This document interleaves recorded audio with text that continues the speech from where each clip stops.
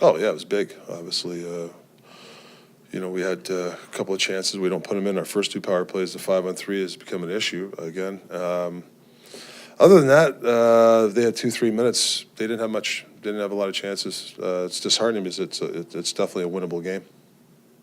Do you feel like when you get off to the start that you guys got off to this season, sometimes it can feel like every little setback is bigger than it is, but does it still feel like this thing is moving forward, like you're making the kind of progress? Yeah, there's guys playing good for us. That's a positive. We just have to be comfortable in our own skin when it's 0-0. Stick to the game plan. Get pucks on net. Don't get fancy. Don't throw. Don't go off the grid, and that's what happens with a young team. Sometimes you get antsy. San Jose veteran team, right? They didn't give us. They didn't get much, but they just waited and waited, and they capitalized. Vegas, same thing. They didn't do much. They waited, and capitalized on 2 minutes, 3 minutes. We make our push, and we had a chance to tie it up, but we just got to learn that. Experience. You just got to kind of hang in there. Sometimes it's okay to live for another shift instead of trying to make a miracle play. What do you see in those 5-on-3 situations? Well, you can tell guys are tense right now. I mean, we haven't. It's a couple of passes and it's attacking the net. We're all kind of looking around. You can just tell there's when you go 0 for 6 now, you can see guys are tense, and we just need to relax. A couple of passes and blast the puck, and we're gonna have to keep working through it. You guys kind of dominated that beginning of that second period. Yeah. And was it a shock to see it just flip so quick, so soon, so sudden?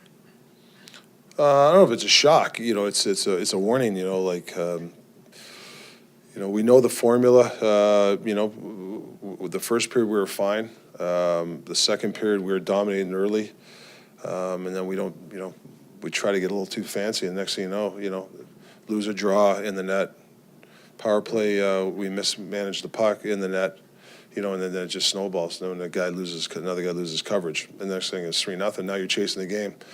But once again, the guys didn't give up, and so I give them a lot of credit for that. Goalie switch just to give them a jolt. Yeah.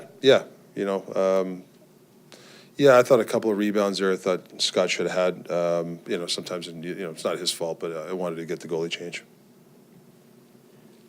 Rick, can you share a thought or two on Brendan Perlini and how he's been scoring goals from all over the ice in different ways during this streak of his? Yeah, that's a highlight reel. That's a very talented player to put that in. Outside speed, cut in, top shelf in the net. It's good. We need other players to start to have that mentality of taking that puck wide and taking it to the net instead of looking for a pass in the middle, hitting a skate. We have to have that more of that mentality. Is Max one of those guys? Do you think Max is a little gun shy right now because he's? He's fighting it. He's fighting it. He's got to. We talk about moving his feet, just going down the wing and just blasting it. But he set up a couple guys tonight, but. Yeah, he's fighting it, and hopefully he just gets a couple to loosen him up. With Perlini, has he surprised you with his scoring touch, or did you know that when you got here in September? Yeah, when you have a skating ability and you have that shot, those are two tools in the NHL. If you have, those are big to be an NHL player and a good player. He gets his.